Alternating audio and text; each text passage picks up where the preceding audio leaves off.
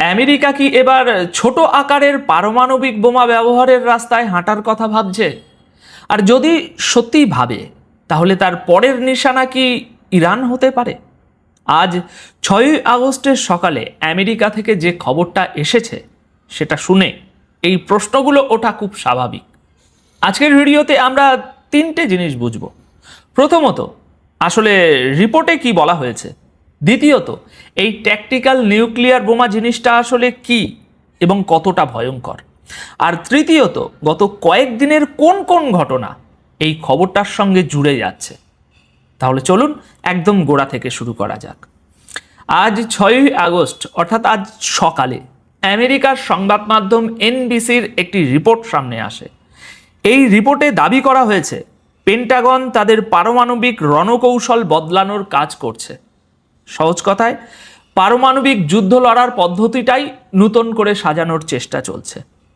Report অনুযায়ী America এখন এমন ছোট আকারের ট্যাকটিক্যাল পারমাণবিক বোমার দিকে বেশি নজর দিচ্ছে, যেগুলো তৈরি করা হয় গোটা একটা শহর ধ্বংস করার জন্য নয়, বরং একটা নির্দিষ্ট সামরিক ঘাঁটি, একটা পারমাণবিক স্থাপনা বা একটা নির্দিষ্ট এলাকাকে পুরোপুরি গুঁড়িয়ে দেওয়ার জন্য। এনবিসি বলছে আমেরিকার এই নতুন পরিকল্পনা আপাতত চীন আর রাশিয়ার মতো বড় প্রতিপক্ষের সঙ্গে কোনো আঞ্চলিক সংঘাতের কথা মাথায় রেখেই করা হচ্ছে। কিন্তু এখানেই সবচেয়ে বড় প্রশ্নটা উঠে আসছে। চীন বা রাশিয়ার সঙ্গে তো আমেরিকার কোনো যুদ্ধ চলছে না। ইউক্রেন আর তাইওয়ানের বিষয়টাকে যদি এর সঙ্গে জুড়েও নিই, তবুও সরাসরি যুদ্ধ বলতে যা বোঝায় সেটা এই মুহূর্তে চলছে ইরানের সঙ্গে। সবচেয়ে জটিল পরিস্থিতিটা ওখানে। তাই মনে প্রশ্ন আসে, কথা কি এক হচ্ছে, এক জায়গায় বলা হচ্ছে আর নিশানা অন্য জায়গায় নেই তো? দেখুন, এখানে একটা কথা পরিষ্কার করে বলে রাখা দরকার। এনবিসি আমেরিকার সবচেয়ে বড় এবং পুরনো সংবাদ মাধ্যমগুলোর একটি, কিন্তু তাদের এই রিপোর্টে ইরানের নাম কোথাও নেওয়া হয়নি। আর এমন কোনো প্রমাণও নেই যে আমেরিকা ইরানের উপর পারমাণবিক বোমা ব্যবহার করতে যাচ্ছে। তাহলে ভাই এই প্রশ্নটা উঠছে কেন এখানে? কারণ এই খবরের ঠিক আগের দিনের আরেকটা খবর এর সঙ্গে জুড়ে যাচ্ছে। সেই খবরটা এবারে একটু বিস্তারিতভাবে বুঝে নিন। ইরানের সঙ্গে যুদ্ধ আমেরিকার এমন একটা ক্ষতি করেছে যেটা পূরণ করতে তাদের কয়েক বছর সময় লেগে যেতে পারে। রিপোর্ট অনুযায়ী ইরানের বিরুদ্ধে 5 মাস ধরে চলা যুদ্ধে আমেরিকা তাদের লং রেঞ্জ গ্রাউন্ড মিসাইল অর্থাৎ মাটি থেকে ছোড়া দূরপাল্লার ক্ষেপণাস্ত্রের বেশিরভাগটাই খরচ করে ফেলেছে। এখন সেই ভান্ডার প্রায় শেষ। বিস্তারিত প্রতিবেদন এর আগে আমি আপনাদের দেখিয়েছি। বলা হচ্ছে ATACMS এবং নতুন প্রজন্মের PRSM ক্ষেপণাস্ত্রগুলো যুদ্ধের সময় কুয়েত আর বাহরাইনে থাকা আমেরিকার সামরিক ঘাঁটি থেকে বিপুল সংখ্যায় ছোড়া হয়েছিল। এগুলো দিয়েই ইরানের ভিতরের একাধিক লক্ষ্যবস্তুতে হামলা চালানো হয়েছিল। এই খবরটা প্রথম আসে আপনার 4 তারিখে, 4 আগস্ট। রিপোর্টে দাবি করা হয়েছিল এই ক্ষেপণাস্ত্রের নতুন ভান্ডার তৈরি করতে আমেরিকার কয়েক বছর লেগে যাবে, কারণ প্রতিটা ক্ষেপণাস্ত্রের দাম কয়েক লক্ষ ডলার, আর তৈরি হতে সময়ও বেশ ভালো লাগে। এইবার পুরো ছবিটা মেলানোর চেষ্টা করুন।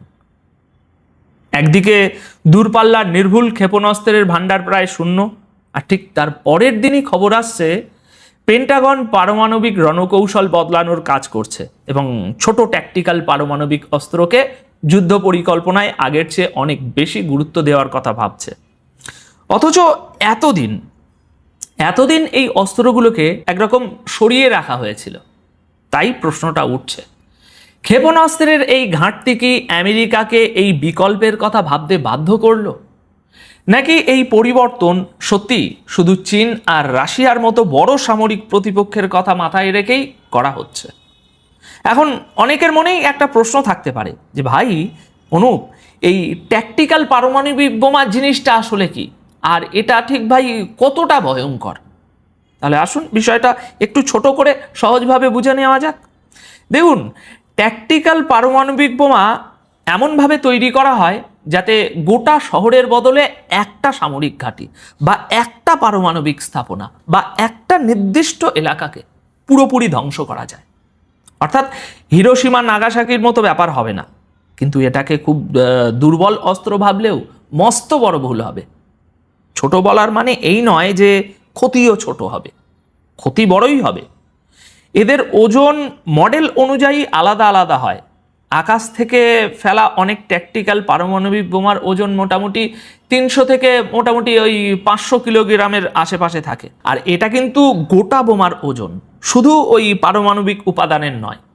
এতে ইউরেনিয়াম বা প্লুটোনিয়ামের মতো পারমাণবিক উপাদান ব্যবহার করা হয়। গোটা বোমাটা ইউরেনিয়াম দিয়ে ঠুসে ঠুসে ভর্তি থাকে না, বরং তার একটা বলতে পারেন ওই বোমার ছোট্ট একটা অংশ আসল পারমাণবিক বিস্ফোরণটা ঘটায়। এদের ক্ষমতাও আলাদা আলাদা হতে পারে। অনেক ট্যাকটিক্যাল পারমাণবিক বোমা মোটামুটি আপনার 1 থেকে 10 কিলোটন পর্যন্ত হয়। আর তুলনার জন্য বলি, হিরোশিমায় যে বোমাটা ফেলা হয়েছিল সেটা ছিল প্রায় আপনার 15 কিলোটনের। মানে বুঝতে পারছেন তো ফারাকটা কতটুকু। এমন একটা বোমা যদি কোনো সামরিক ঘাঁটির উপরে ফেলা হয়, তাহলে তার মোটামুটি কয়েকশো মিটার থেকে শুরু করে কয়েক কিলোমিটার পর্যন্ত সব কিছু ধ্বংস হয়ে যেতে পারে। যে এলাকায় এটা ফেলা হবে সেখানে কোনো কিছু টিকে থাকা খুব কঠিন হবে। এর সঙ্গে থাকে আবার আপনার তেজস্ক্রিয়তার বিপদ। বিস্ফোরণের পর তেজস্ক্রিয় ধুলোয় ছড়িয়ে পড়তে পারে, আর তার প্রভাব বছরের পর বছর ধরে মানুষ আর ওই গোটা এলাকার উপর থেকে যেতে পারে, জাপানে ঠিক যেমনটা হয়েছিল। তবে আকারে ছোট হওয়ার কারণে আশপাশের এলাকার জন্য ঝুঁকি মোটামুটি তুলনায় কম থাকে। আশপাশ বলতে ওই রেডিয়াসটার পরে।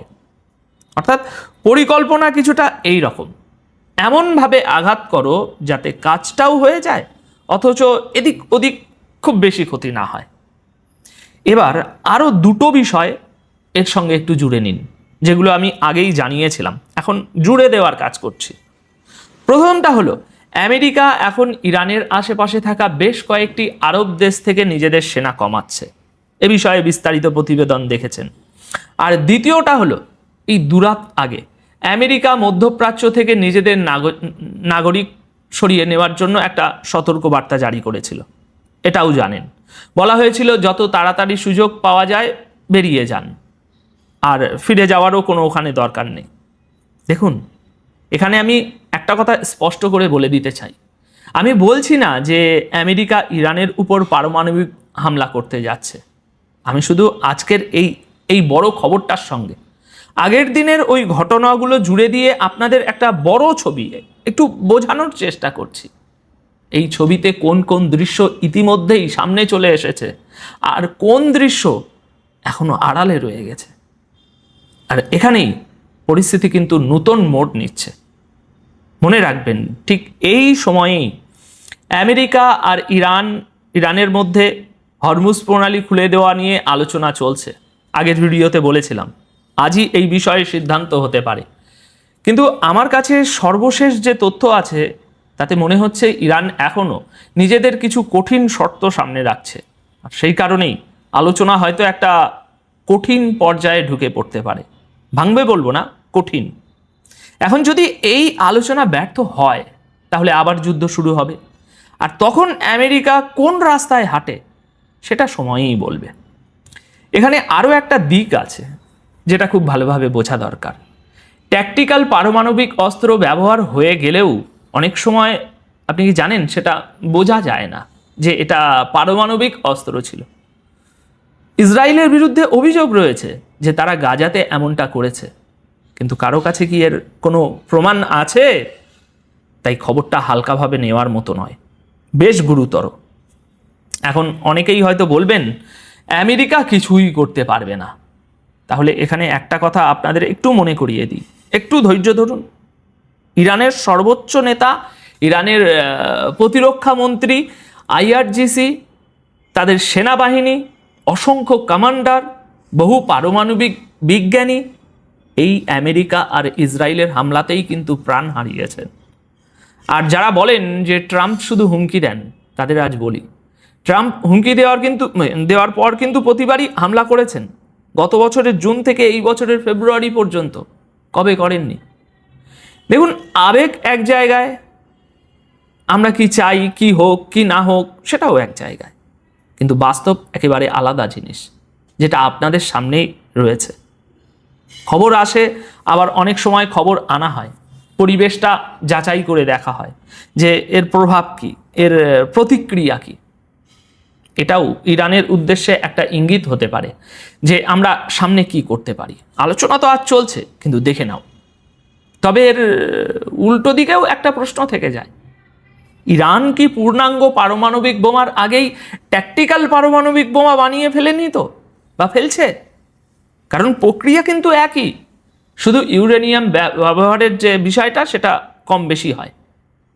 তাহলে সব মিলিয়ে দাঁড়ালো কি দর্শক বন্ধুরা? আমেরিকার দূরপাল্লার নির্ভুল ক্ষেপণাস্ত্রের ভাণ্ডার প্রায় শেষ, এবং তা পূরণ করতে কয়েক বছর সময় লাগতে পারে। ঠিক সেই সময়ই খবর আসছে পেন্টাগন ছোট ট্যাকটিক্যাল পারমাণবিক অস্ত্রকে তাদের যুদ্ধ পরিকল্পনায় বেশি গুরুত্ব দেওয়ার কথা ভাবছে। রিপোর্টে ইরানের নাম নেই, প্রমাণও নেই, কিন্তু ইরানের আশপাশ থেকে সেনা কমানো, নাগরিকদের সরে যাওয়ার সতর্কবার্তা, হরমুজ প্রণালী নিয়ে আজকেও আটকে থাকা আলোচনা, সব মিলিয়ে আমি বলবো পরিস্থিতিটা মোটেই স্বস্তির নয়।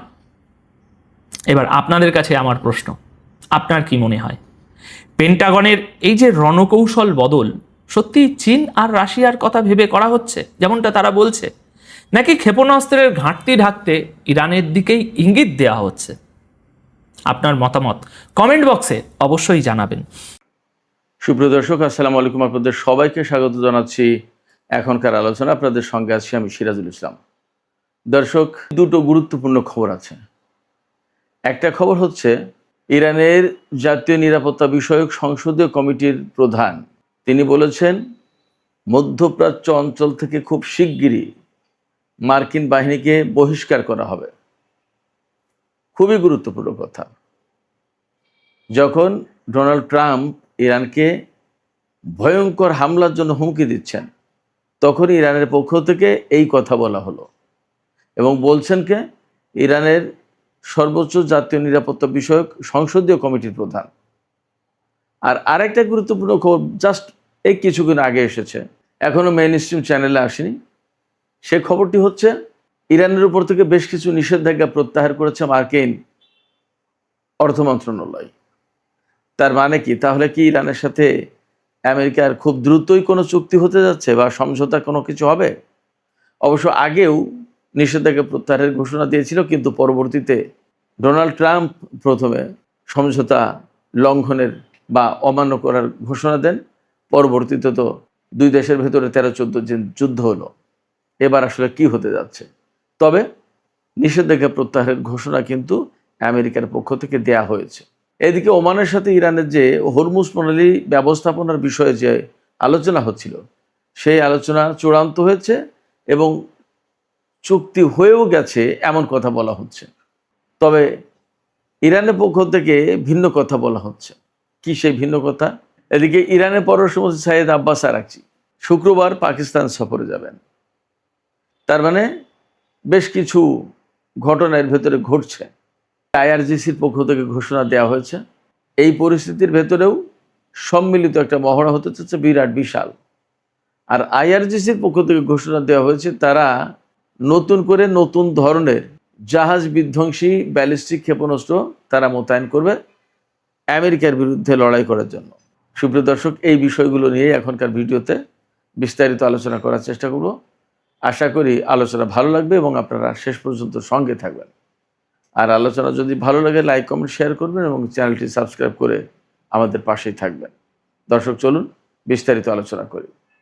প্রথমে যে বিষয়টি আমি বলছিলাম, ইরানের জাতীয় নিরাপত্তা বিষয়ক সংসদীয় কমিটির যিনি প্রধান ইব্রাহিম আজিজি, তিনি বলেছেন মধ্যপ্রাচ্য অঞ্চলে আমেরিকার যত ঘাঁটি আছে সমস্ত ঘাঁটি থেকে মার্কিন সেনাদেরকে বহিষ্কার করা হবে। এই কথা তিনি বলেছেন এক্সপোস্টে, এবং তিনি আরও বলেছেন সেদিন খুব বেশি দূরে নয় যেদিন বা যখন মধ্যপ্রাচ্যের ঘাঁটিগুলো থেকে মার্কিন সেনাদেরকে বহিষ্কার করা হবে। তিনি খুব কনফিডেন্সের সাথে বলছেন কে? ইরানের জাতীয় নিরাপত্তা বিষয়ক সংসদীয় কমিটির প্রধান। এটা যেন তেন কোনো ব্যক্তি না, যেন তেন কোনো কমিটি না, এটা খুবই গুরুত্বপূর্ণ। এই কমিটির পক্ষ থেকে ইরানের জাতীয় নিরাপত্তা এবং পররাষ্ট্রনীতি বিষয়ক নীতি নির্ধারণ করা হয় এই কমিটির পক্ষ থেকে। তার মানে ইরানের সংসদ কিন্তু খুবই স্ট্রং। প্রেসিডেন্ট মন্ত্রিসভা যা খুশি তাই করবেন আর সংসদে হ্যাঁ না করবেন তা কিন্তু না। যে কোনো বিষয়ে সংসদে যদি সিদ্ধান্ত হয় সেই সিদ্ধান্ত বাস্তবায়ন করতে কিন্তু সরকার বাধ্য। এই যে কথাটা, এই কথাটা কিন্তু খুব গুরুত্বপূর্ণ এবং ওজনদার কথা। আমরা এই কথা কখন শুনছি? আমরা যখন বিভিন্ন গণমাধ্যম থেকে খবর পাচ্ছি যে ইরাক, কুয়েত, বাহরাইন, কাতার এবং জর্দান এর বহু ঘাঁটি থেকে, এই সমস্ত বহু ঘাঁটি থেকে মার্কিন সেনা এবং বিমান প্রত্যাহার করা হয়েছে এবং এই সমস্ত বিমান আর সেনার অনেক কিছু ইউরোপের কোনো কোনো দেশে পাঠিয়ে দেওয়া হয়েছে, আর কোনো কোনো বিমান এবং সেনা ইসরায়েলে রাখা হয়েছে। আমি এই কথা দিয়ে বোঝাতে চাইছি এই যে ইরানের পক্ষ থেকে কিন্তু আমেরিকার উপরে এই যুদ্ধের ভেতরে প্রচণ্ড রকমের চাপ সৃষ্টি করা হয়েছে। এই চাপ সৃষ্টির কাজটা কিভাবে করা হয়েছে? আমেরিকা ইরানের উপর হামলা চালালেও ইরান হামলা চালিয়েছে, আবার ইদানিং আমেরিকা হামলা না চালালেও ইরান হামলা চালিয়েছে। ইরান যখন মনে করেছে যে কুয়েতের ওই ঘাঁটিতে হামলা চালানো দরকার, ইরান কিন্তু এই কয়েকদিন তাই করছে। যদি ইরান মনে করেছে জর্দানের ওই ঘাঁটিতে হামলা চালানো দরকার, তাই করেছে। আমেরিকা ইরানের উপর হামলা চালাক না চালাক, যুদ্ধের ধরন কিন্তু পাল্টে গেছে। এবং আমরা এই যে ধরনটা দেখছি তার মানে হচ্ছে আমেরিকা কার্যত তার শক্তির সামর্থ্য অনেকটা দুর্বল হয়ে পড়েছে। এরই প্রতিফলন হচ্ছে এই যুদ্ধ না করা কিংবা ইরান যে পরিমাণে হামলা চালাচ্ছে তার প্রতি উত্তরে প্রয়োজনীয় হামলা না করা। এবং আমরা তো দেখতেই পাচ্ছি প্রচুর খবর আসছে মার্কিন গণমাধ্যমে, পাশ্চাত্যের গণমাধ্যমে, আল জাজিরা, মিডল ইস্টের বিভিন্ন গণমাধ্যমে যে আমেরিকার হাতে যুদ্ধের রসদ, অস্ত্র, সামরিক সরঞ্জাম অনেক কিছু কমে এসেছে। ইউরোপীয় কমান্ডার প্রধান তো ঘোষণায় দিয়েছেন যে একসাথে ইসরায়েল এবং আমেরিকাকে নিরাপত্তা দেওয়া সম্ভব না, যে কোনো একটাকে নিরাপত্তা দিতে হবে। ইসরায়েলকে নিরাপত্তা দেব নাকি আমেরিকাকে নিরাপত্তা দেব সেই সিদ্ধান্ত দেন। তিনি মার্কিন হাইকমান্ডের কাছে চিঠি লিখেছেন।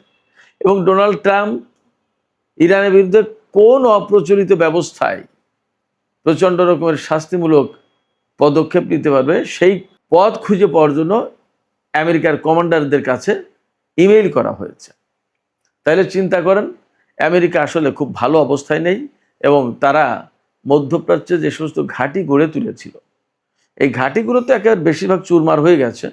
এই ঘাঁটিগুলো তারা ধরে রাখতে পারবে না।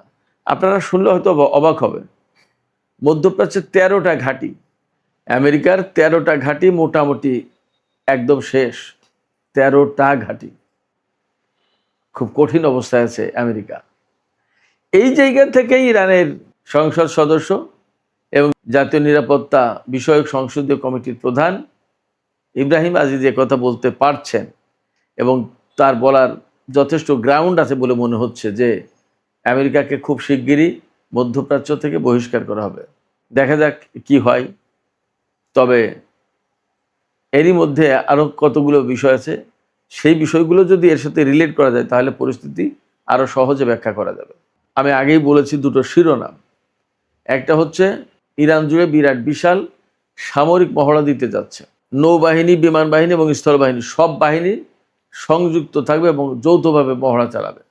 আপনারা চিন্তা করুন, যুদ্ধের ভেতরে সামরিক মহড়া, এটা সাধারণ কোনো ব্যাপার না, অনেক গুরুত্বপূর্ণ ব্যাপার। এবং এই মহড়ায় ইরান অনেক গুরুত্বপূর্ণ নতুন নতুন অস্ত্রের ব্যবহার করবে এবং বিপুল সংখ্যক ক্ষেপণাস্ত্র পরীক্ষা করবে, এমনটা ধারণা করা হচ্ছে ব্যবহার করবে। অ্যাট দ্য সেম টাইম আইআরজিসির পক্ষ থেকে বলা হয়েছে তারা খুব শিগগিরই এমন জাহাজ বিধ্বংসী ব্যালিস্টিক ক্ষেপণাস্ত্র, এন্টি শিপ ব্যালিস্টিক মিসাইল, এটা মোতায়েন করবে খুব শিগগিরই। কেন মোতায়েন করবে? আইআরজিসির পক্ষ থেকে বলাই হয়েছে যে মার্কিন নৌবাহিনীর বিরুদ্ধে যুদ্ধের জন্য তারা এই ধরনের ব্যালিস্টিক ক্ষেপণাস্ত্র মোতায়েন করবে। তার মানে হরমুজ প্রণালী এলাকায় আমেরিকা যে অবরোধ আরোপ করে রেখেছে, এই অবরোধ ভাঙবে সামরিক উপায়ে ইরান। তার আগের খবর কি? তার আগের খবর ছিল আমেরিকা যে ভারত মহাসাগর বা ওমান উপসাগর এলাকায় যে সমস্ত জাহাজ মোতায়েন করেছে সেই সমস্ত জাহাজ থেকে ক্ষেপণাস্ত্র ছোড়ার মতো ক্ষেপণাস্ত্র আমেরিকার হাতে নেই। তাহলে কি দাঁড়াচ্ছে? তাহলে দাঁড়াচ্ছে যে আমেরিকা আসলেই তারা অস্ত্র এবং সামরিক সরঞ্জামের ঘাটতিতে পড়েছে। এই অবস্থায় ইরান যদি প্রচণ্ড রকমের শক্তিমত্তা নিয়ে আমেরিকার উপর সামরিক দিক দিয়ে চাপ সৃষ্টি করতে পারে, তাহলে হরমুজ প্রণালী থেকে আমেরিকা তাদের নৌ অবরোধ তুলে দিতে বাধ্য হবে। শুধু তাই না, মধ্যপ্রাচ্য অঞ্চলে যে সমস্ত ঘাঁটিতে এখনও মার্কিন সেনা মোতায়েন আছে সেই সমস্ত সেনা প্রত্যাহার করে সরিয়ে নিতে বাধ্য হবে। এবং আমি গতকালকে একটা ভিডিওতে বলেছিলাম, সম্ভবত এমন পরিস্থিতি হবে যে পুরো মধ্যপ্রাচ্য অঞ্চলের মার্কিন সেনা সদস্যদের তাড়িয়ে গুটিয়ে নিয়ে ইসরায়েলে জড়ো করবে। ওখান থেকে হয় তারা হামলার শিকার হবে, আর না হয় তারা সেখান থেকে চলে যেতে বাধ্য হবে জাহাজ ভরে ভূমধ্যসাগর দিয়ে আটলান্টিক পাড়ি দিয়ে ইউরোপে বা আমেরিকায়। ইরান সম্ভবত এই ধরনের কোনো পরিকল্পনা করছে। এখন ইরান পরিকল্পনা করলেই তো হবে না, আমেরিকারও তো কিছু পরিকল্পনা আছে। কিন্তু আমরা এটাও দেখছি যে আমেরিকা কিন্তু মধ্যপ্রাচ্যে যে যুদ্ধটা করছে ইরানের বিরুদ্ধে, এই যুদ্ধে তাদের পরিকল্পনা কিন্তু খুব একটা কাজে লাগেনি।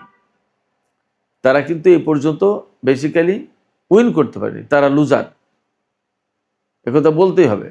আজকেই পাকিস্তানের ডন পত্রিকা, ইংরেজি পত্রিকা ডন পত্রিকায় দেখেন কলাম লেখা হয়েছে, সেখানে বলা হচ্ছে যে ডোনাল্ড ট্রাম্পের এটাই অনুধাবন করা উচিত বা জরুরি যে তারা যে অপারেশন এপিক ফিউরি যেটা ইরানের বিরুদ্ধে চালিয়েছে সেটা ব্যর্থ হয়েছে, সেটা সফল হয়নি।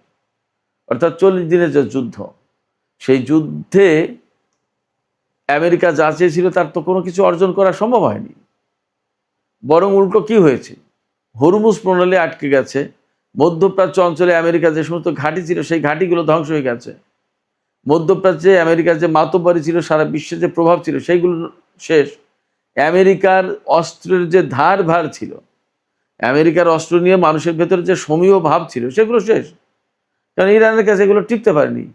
এবং আমরা তো বুঝতে পারছি যে ইরানের উপরে কত বেশি ক্ষেপণাস্ত্র এবং বোমা হামলা চালিয়েছে আমেরিকা ইসরায়েল, তারপরেও ইরান দাঁড়িয়ে থেকে প্রচণ্ড সক্ষমতার সাথে আমেরিকা ইসরায়েলের বিরুদ্ধে লড়াই করেছে এবং এখনও লড়াই করে যাচ্ছে। আমেরিকা সবসময় বলছে যে আমরা পৃথিবীর শ্রেষ্ঠ শক্তি।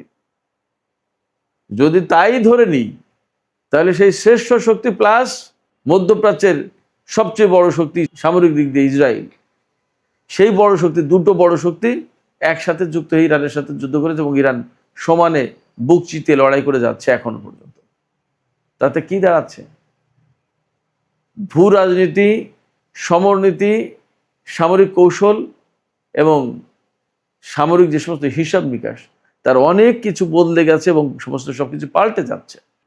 এরপরেই প্রশ্ন আসছে, এরপরে কি অবস্থা দাঁড়াবে? রাশিয়া, চীন এবং উত্তর কোরিয়া তারা হঠাৎ করে একদিন আমেরিকার বিরুদ্ধে আঙুল উঁচু করবে কিনা, তেমন সম্ভাবনা কিন্তু আছে। আজকেই চীন তাদের যুদ্ধ বিমান থেকে পরমাণু মহড়া চালিয়েছে। এটা সাধারণ কোনো ব্যাপার না। যখন মধ্যপ্রাচ্যের পরিস্থিতি এমন, দক্ষিণ চীন সাগর, তাইওয়ান, অনেক কিছু নিয়ে যখন প্রচণ্ড রকমের উত্তেজনা ভেতরে ভেতরে, সেই সময় চীন এই বার্তা দিল। এটা সাধারণ কোনো ব্যাপার না। সেক্ষেত্রে মধ্যপ্রাচ্য থেকে আমেরিকা আসলে খুব সংকটের ভেতরে হয়তোবা চলে যেতে বাধ্য হবে। তবে এর ভেতরে খবর আসছে, আমি শিরোনামেই বলেছি, যে ইরানের উপর থেকে নাকি আমেরিকার অর্থ মন্ত্রণালয় নিষেধাজ্ঞা প্রত্যাহার করেছে বেশ কয়েকটা। আমি এক জায়গায় দেখলাম যে ইরান রিলেটেড নিষেধাজ্ঞা প্রত্যাহার করেছে, আর এক জায়গায় দেখলাম যে 3টি প্রতিষ্ঠানের উপর থেকে নিষেধাজ্ঞা প্রত্যাহার করেছে। তো 3টি প্রতিষ্ঠানের উপর থেকে নিষেধাজ্ঞা প্রত্যাহার করুক আর 20টার উপর থেকে করুক, নিষেধাজ্ঞা প্রত্যাহারের পরিমাণ, মাত্রা বা ভলিউমটা কত, অর্থাৎ কত বৃহত্তর পরিসর কাভারেজ দিচ্ছে এই নিষেধাজ্ঞা প্রত্যাহারের ব্যাপারটা, সেটা একটা দেখার ব্যাপার। অর্থাৎ অনেকগুলো ব্যক্তি, প্রতিষ্ঠান, কোম্পানি এর উপর থেকে নিষেধাজ্ঞা প্রত্যাহার হবে কিনা সেটা একটা দেখার ব্যাপার। তবে সবচেয়ে বড় যে ব্যাপার, এই খবর যদি সত্যি হয় তাহলে বলতে হবে যে মধ্যপ্রাচ্যে যখন খুবই ক্রিটিক্যাল একটা অবস্থা, ডোনাল্ড ট্রাম্প ইরানের উপরে ভয়াবহ হামলার হুমকি দিচ্ছে এবং চুক্তির কথা বলছে, আর ইরান এবং ওমানের ভিতরে একটা চুক্তি হচ্ছে হরমুজ প্রণালীকে কেন্দ্র করে, এবং কাতার, পাকিস্তান, তুরস্ক, সৌদি আরব তারা চেষ্টা চালাচ্ছে ইরানের সাথে আমেরিকার কোনো চুক্তি করিয়ে দেওয়া যায় কিনা, এবং বলা হচ্ছে একটা চুক্তি হয়ে গেছে, সেটা হয়তো দ্রুতই ঘোষণা করা হবে। এবং ওমানের সাথে ইরানের চুক্তি হয়েছে, এমনও হতে পারে যে ওমানের সাথে ইরানের যে চুক্তি হয়েছে সেটাই আমেরিকা কবুল করে নিতে পারে। এবং আমি গতকালকে বলেছিলাম, আজকে আবারও বলি, যে সম্ভবত এরকম একটা ব্যাপারে আপোস রফা হতে পারে, যে যত জাহাজ পারস্য উপসাগরে ঢুকবে তার সমস্ত সবগুলোকে পরীক্ষা নিরীক্ষা পর্যবেক্ষণ করবে, কন্ট্রোল করবে ইরান, আর যা বের হবে সেটা ওমান, হয়তো আমেরিকা তাই মেনে নিতে পারে। কারণ বাস্তবতা হচ্ছে কি, আমেরিকা যত যাই কিছু করুক, যত হুমকি ধমকি দিক আর যত যুদ্ধ করুক, হরমুজ প্রণালী খুলতে পারেনি। তারা এসেছিল ইরানের সরকার পরিবর্তন করতে, তারা এসেছিল ইরানের পরমাণু স্থাপনাগুলো সব ধ্বংস করতে, তারা এসেছিল ইরানের সামরিক বাহিনীকে ধ্বংস করতে, ইরানে একটা সরকার প্রতিষ্ঠা করতে নতুন।